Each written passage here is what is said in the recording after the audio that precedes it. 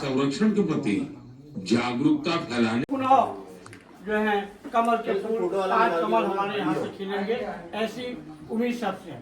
साथियों, आजकल सबको सब चीज मालूम है कि बीजेपी क्या कर रही है, बीजेपी क्या नहीं कर रही है, राष्ट्रवाद कहाँ बन रहा है। लेकिन आप सबको मैं बधाई देता हूँ।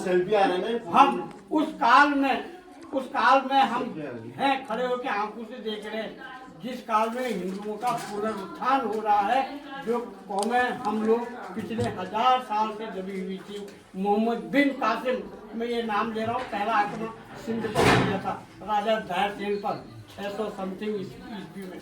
तो 1400 साल हो गए अगर हम सिंध का एरिया ले लें, लेकिन पूरे देश में अनगिनत कुर्बानियाँ हुई हैं। तो पुनः आज हम अपने आप को वो उस धर्म के क्षेत्र में, संस्कृति के क्षेत्र में और अपनी विरासत के क्षेत्र में पुनः पा रहे हैं। और अब धरातल जो रखा जा रहा है, अभी तक तो 2 कार्यकाल केवल सोचने समझने में और नींव का पहला पत्थर रखने में ही हमारे गए हैं। और अब ये भारत जो 100 साल का बनेगा 2047 में, उसकी तैयारी होगी, जो कि एक बहुत ही सुंदर और शुभ सहयोग की तरफ हम लोग जा रहे हैं। और इस काल के हम लोग जीवित प्रत्यक्षदर्शी हैं, जो कि एक गुलामी काल से, एक मुस्लिम तुष्टिकरण काल से, मतलब ये समझा कि हम सब मुसैया है, कोई हिंदू धर्म और पत्र नहीं किया, मुँह के तू कंवल के इतिहास यही बोल रहे थे। तो इसको पुनः आपके उस वोट की कीमत से पुनः हम उस गौरव को प्राप्त कर रहे हैं। अब इस गौरव को प्राप्त करने के लिए और इस देश को नेशन फर्स्ट, जैसे कि अभी मोदी जी बोल रहे थे, राष्ट्र के लिए वोट देना है। बाकी वो क्या कहते हैं, धर्म के लिए देना है। हमको क्या, राष्ट्र है तो हमारा धर्म भी है, हमारा देश भी है, हमारी संस्कृति भी है, हमारी सभ्यता भी है, हमारी जाति भी है, और हम सभी तभी जीवित रह सकते हैं।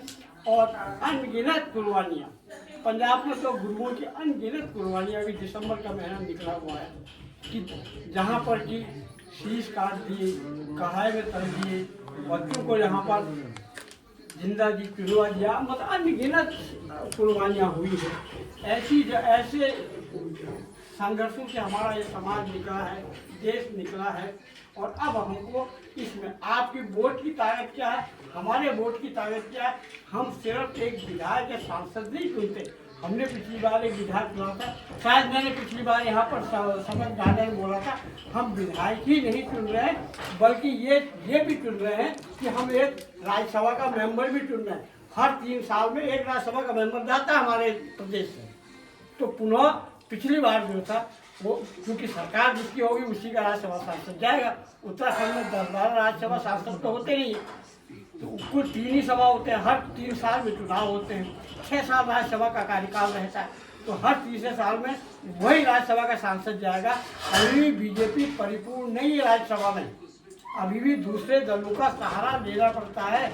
बहुत सारे बिल ऐसे हैं जिसमें कि राज्यसभा में तो आपका एक वोट, ये नहीं कि विधायक के लिए जा रहा है, साथ साथ में राज्यसभा के मेंबर के लिए भी वो वोट जा रहा है।